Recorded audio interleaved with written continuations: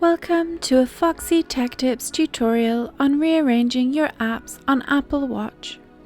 If you find this tutorial helpful, please consider subscribing to my channel and liking the video. If you are using the grid layout for your Apple Watch app menu, then you can actually rearrange the apps to any order or position you want to. You can do this both on the watch and with the iPhone. Open the Watch app on your iPhone. Tap App View on the main page for your watch. When you have Grid View selected, there will be an option called Arrangement. Hold down on any app and drag it to the position you want it to be on your app grid. You don't have to stick to the same shape, you can put the apps anywhere you want.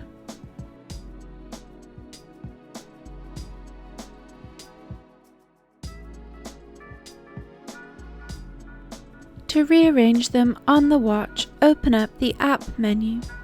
Hold your finger down on an app until it wiggles.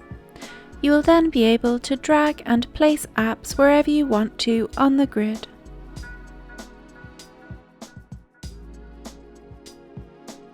And that draws an end to this tutorial. Please like the video if you found it helpful and subscribe to Foxy Tech Tips for more Apple Watch tips and tricks.